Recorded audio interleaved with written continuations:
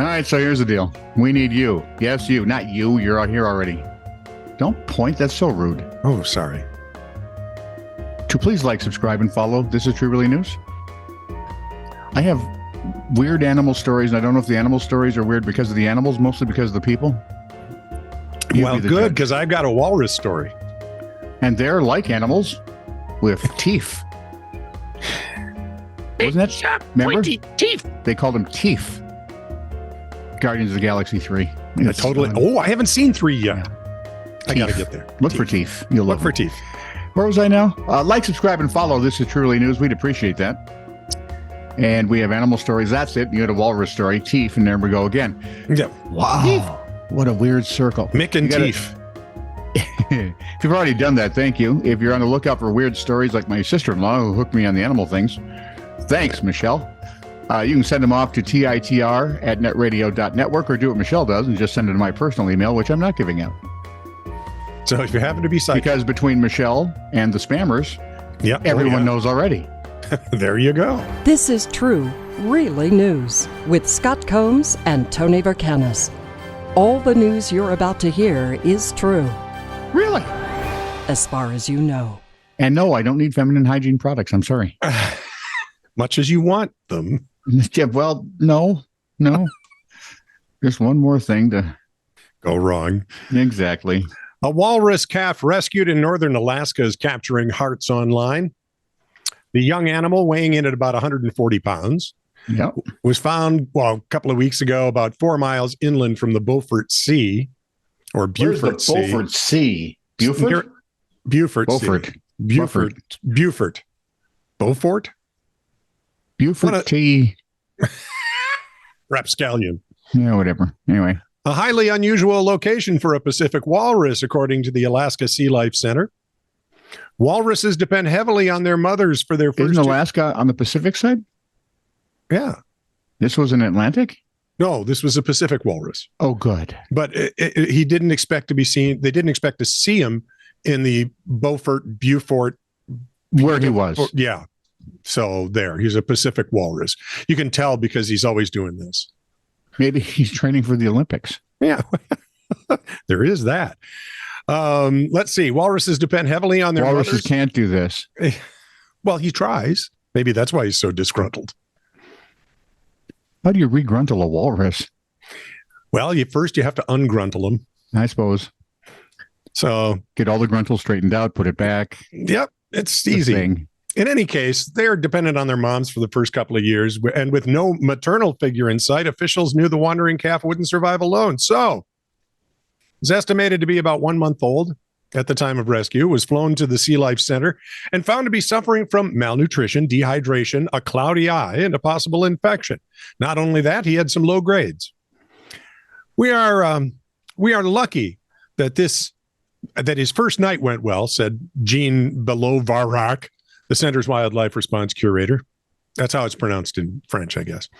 It isn't often that we're able to admit a walrus calf, but every time we do, we learn more about the species and how to care for them. As of August 3rd, the walrus was... Chumley. Ooh, that's a great name. That's it. Chumley. I couldn't think of who that walrus was with Tennessee tuxedo on. A cartoon, Tony. A cartoon. And you have that song still going through your head. He was a what? He was a two-dimensional being. Imagine that. So Major Minor was... Two-dimensional. I know, it's frustrating. But if you watch the AHA video enough, you'll get it. As of August 3rd, No. the walrus was... I would rather watch us more. Me too. Under a 24-hour care regimen that includes, you ready? This is something I think you ought to sign up for. Okay. On-the-clock cuddling. In order to emulate the physical closeness usually provided by the mom. Calves tend to habituate quickly to human care, and staff report he's already eating formula from a bottle. And I think you can volunteer to hug him.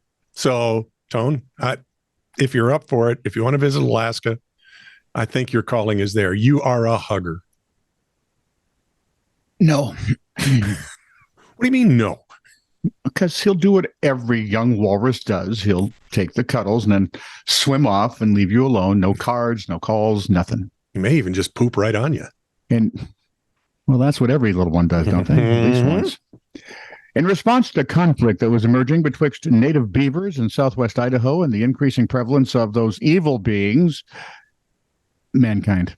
Oh, yeah. I forgot. I get the feeling this was all written by a tree hugger. Anyway, Idaho Fish and they could employ that to help another mammal if they only chose to help another mammal. Yes. Idaho Fish and Game Department, the IFG, which sounds like it should be like a spy thing. Yep. Could see that the beaver problem they'd been managing since the 1930s was only getting worse. However, exterminating the little rascals wasn't a desirable option either, as beavers do provide valuable ecosystem services. What to do? What to do? Armed with nothing but some beavers, a dream, and a pocket full of parachutes, they hatched an idea. Go ahead. There's something in there that didn't fit, right? Yeah. What's with the parachutes? That was the part of the dream for the beavers. Oh, because they've always wanted. Is this a bucket list thing for beavers? Do you remember the episode of Band of Brothers where they jumped out of the airplanes? Well, I was thinking more were they at the camp and they just jumped off the. Oh yeah, kept jumping off that thing. You just broke your leg. You just broke your neck. You just broke both of your legs and the guy behind you. Where was I now? In 1950 document that was titled Transplanting Beavers by Transplanting Beaver by Airplane and Parachute, the IFG's Elmo Heater explained why more conventional methods of transplanting yon beavers had failed. He described it as an arduous, prolonged, and expensive effort with high mortality among the beavers themselves. And never mind trying to teach them to yell Geronimo when they jump out the door. They were packed on horses, right? Okay. So they were in the direct heat from the sun for days on end. Yeah. So now they're not really eating. Yeah. Some are getting pretty damn crabby. Right. And some of them just die right out there. Yeah. So Heater writes, it's evident that a faster, cheaper, and safer method of transportation was a vital need. Okay. So the use of planes and parachutes has filled that need. Before releasing their Navy SEAL beavers, the IFG trialed dummy weights first to establish that, yes, a surplus 24 rayon World War II parachute would, in fact, satisfactorily land a couple of beavers in a box. But it could also just blow them way off course. You are just going to suck all the life right out of this great idea. Steering those things is nigh on impossible. This young man, this is why most great ideas now are funded by the government, because you squash them. Always. It's also why most of them are more expensive and don't work. Why do I get so many people passing by me and giving me bad ideas then? Well, you've got that look, and your wife has that thing tattooed on your forehead. Yeah, it seemed the U.S. could deal with a surfeit of beavers and parachutes all in one fell swoop. Mm-hmm. One fell swoop. Somebody went to school to figure that one out. Yeah. Pairs of beavers are packed in boxes carried by a single chute, which came with the benefit of needing half as many. Thank you. Okay. Also reduced the chances of beavers relocating the second they hit ground because they had buddies with them, right? Okay. So one old male beaver, whom they fondly called Geronimo, was dropped again and again on the flying field for testing purposes. Heater says each time he scrambled out of the box, someone was on hand to pick him back up and put him back in the box. Finally, not being a stupid beaver, he became resigned. As soon as he was approached. Upon landing, he would just go right back in the box, ready to go up again. This is called habituation. You may be sure that Geronimo had a priority reservation on the first ship into the hinterland, and 3 young ladies went with him. Ooh. Is that where the tail thing came? Even there, he stayed in the box for a long time after his harem was already out inspecting the new surroundings. However, his colony was later reported as very well established. Eventually, they got him to come out of there. It's like, no, they're out there somewhere, man. Kind of like the IRS. Geronimo's maiden flights paved the way for a payload of 76 live beavers to take flight in the fall of 1948, resulting in just 1 casualty. And proof this was written by someone with a very sensitive heart. Not to victim blame, but it could have been the beaver's fault. You're going to have work to do here in a second. No shit, Sherlock. Now we can nip that. Yeah. After release, a cable came loose, creating a small enough gap in the box so that beaver stuck his head out, crawled on top of the box. Heater reported that he would still have been fine, but for some unknown reason, he was about 75 feet from ground and he decided to jump. Or he just fell. Either way, one less beaver. Yeah. Sort of a beaver souffle at the end of the. Being the government, the drop method was later analyzed, where it was revealed that the parachute method was actually cheaper than the previous method. It was only $16 per beaver. Nice. It also reduced the number of beaver deaths and the hours of manual labor needed to complete the journey. Yeah, so what did they do? What? Did it again? Well, no, now they're going to parachute wolves into Michigan. Oh, that sounds good. I'll tell you about that later. I got a question on that, though. Easy one. What did they go collect the parachutes in the boxes?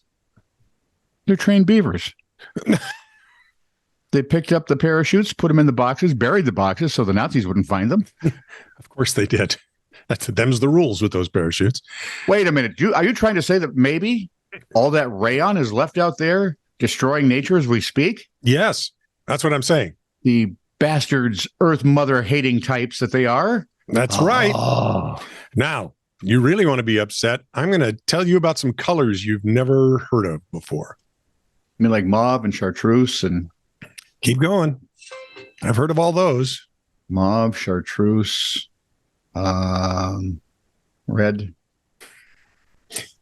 The 1897 guide, House Decoration, includes, in a chapter dedicated to mixing oil paints, a list of new colors for ladies' dresses, among which is Australienne.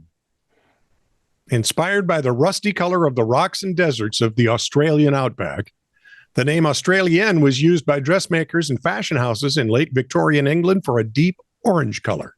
I have an idea. What? We get a young girl.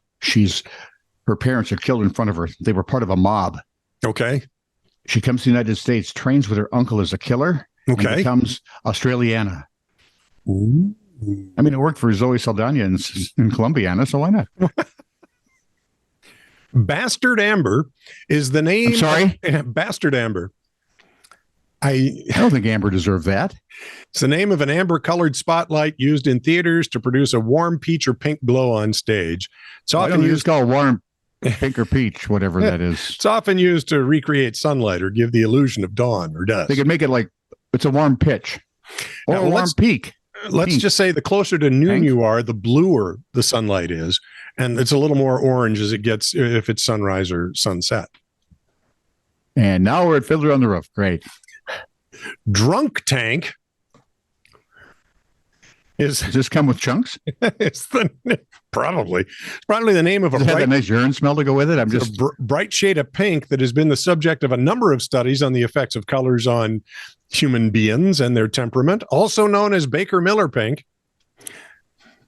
After the two U.S. Navy officers who invented it, has been demonstrated in numerous experiments to have a calming influence, and so is often used in prisons and police holding cells to help keep the people inside relaxed and to discourage unruly behavior. And less stabby.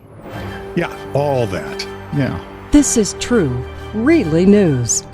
Send email to TITR@netradio.network.